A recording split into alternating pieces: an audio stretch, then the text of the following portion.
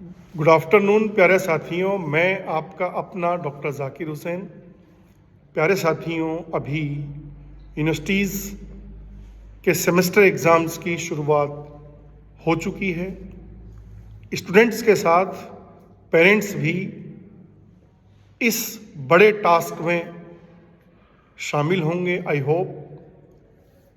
साथियों, सेमेस्टर का जो न्यू पैटर्न सिस्टम है उसमें इस बार ग्रेजुएशन के लेवल पर जो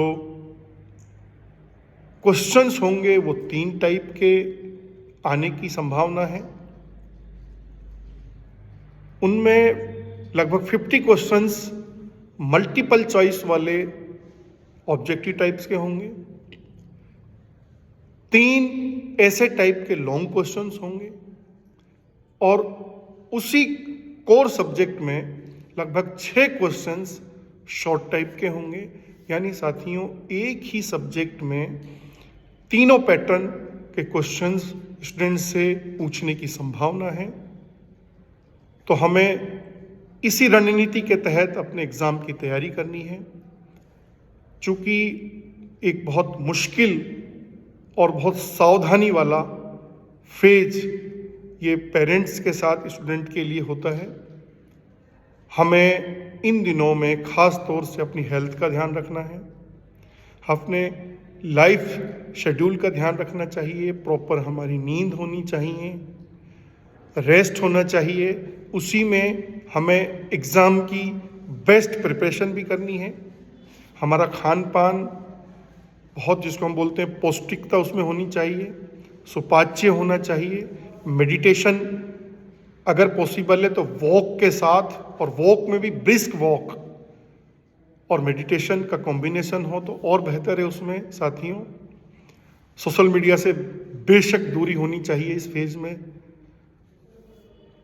और हमें जो भी हमारा सिलेबस है उसको बहुत होलिस्टिक वे में उसको समझना चाहिए।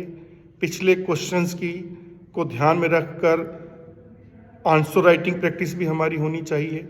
प्रैक्टिस तो, बल्कि मेरा तो ये मानना है कि किसी भी एग्ज़ाम को अगर बहुत बेहतर तरीके से डील करना है तो फिर प्रीवियस ईयर्स क्वेश्चंस का बहुत ध्यान रखना ही चाहिए। साथियों, सिलेबस का रिवीजन कई बार हो जाना चाहिए। कई स्टूडेंट्स, कुछ गलतफहमियां होती हैं माहौल की, और कुछ इस तरह की धारणाएं होती हैं कि अपने एग्ज़ाम पीरियड में भी वो बहुत सारी कोचिंग्स, जिनको मैं मेरी लैंग्वेज में दुकानें भी बोलता हूँ, प्राइवेट इंस्टीट्यूट्स में अपने टाइम को डिवोट करते हैं। प्यारे बच्चों, अपने एकेडमिक के फेज़ में बहुत सीरियसली हमें एकेडमिक को डील करना चाहिए। कोचिंग में अंधाधुंध जो इस तरह से जाने की एक रेस है, इस पर थोड़ा सा बहुत सोच समझकर अपने बड़ों से, अपने जो जिन्होंने ज़िंदगी में अपने फील्ड में कामयाबियाँ अचीव की हैं, उनकी गाइडेंस से ही हमें ज्वाइन करना चाहिए।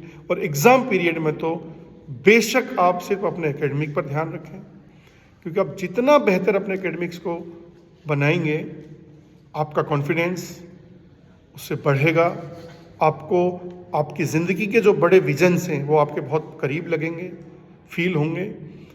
तो अपने एग्ज़ाम की बहुत अच्छी प्रिपरेशन करें, रिवीजन करें, अच्छी हेल्थ को मेंटेन करें, और भोजन आपका, जिसको मैं फूड हैबिट्स बोलता हूँ, वो आपका इस तरह का हो जो आपके एग्ज़ाम के लिए बहुत सपोर्टिव हो। और चूँकि इन एग्ज़ाम्स से हमारा ग्रेजुएशन या पोस्ट ग्रेजुएशन कंप्लीट होगा। अभी मेरे साथ में बगल में मेरे कुछ स्टूडेंट्स बैठे हैं, उनमें आदिल भाई हैं, जामिया मिलिया से ग्रेजुएशन करने के बाद यहाँ से लॉ कर रहे हैं। मेरे ही इस बाबू शोभाराम जो गवर्नमेंट आर्ट्स कॉलेज के कैंपस में जो लॉ सेंटर है, वहाँ से लॉ कर रहे हैं। इधर संदीप भाई बैठे हैं, वो सोशोलॉजी के प्रोफेसर हैं। तो हम लोग अभी चर्चा कर ही रहे थे कि सर, बच्चों को इन एग्ज़ाम्स को ज़रूर सीरियस लेना चाहिए। पिछले सेमेस्टर्स का एक्सपीरियंस ये रहा कि 13 से 15% के बीच रिजल्ट रहा। यानी साथियों, जो न्यू एजुकेशन पॉलिसी है उसमें तो ग्रेजुएशन करना ही बहुत बड़ा टफ टास्क, डिफ़िकल्ट टास्क बन चुका है। तो आपके लिए मेरी तरफ से बहुत दुआएं हैं, शुभकामनाएं, बहुत अच्छा करें आप।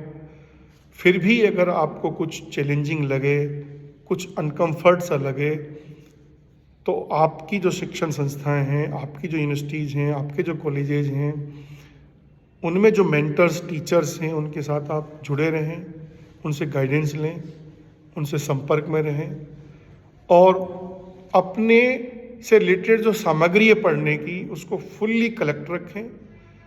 और शॉर्ट नोट्स इस तरह के आपके बनने ही चाहिए कि फाइनली आप उनका अच्छे से रिवीजन कर पाएँ, क्योंकि लास्ट फेज में रिवीजन बहुत इम्पोर्टेंट है।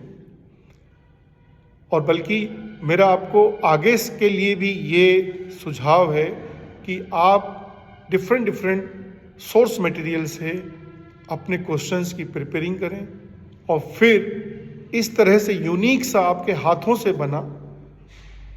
से बने नोट्स होने चाहिए कि आप उनका रिवीजन कर पाएँ।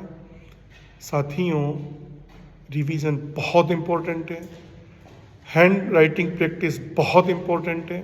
बल्कि मेरा तो ये तक मानना है कि जो बहुत अच्छे स्टूडेंट्स हैं, उनकी उंगलियों की जो ये आपको पोहे दिख रही हैं, ये फिटे जैसी हो जाती हैं, इतनी उनकी हाथों की प्रैक्टिस होती है।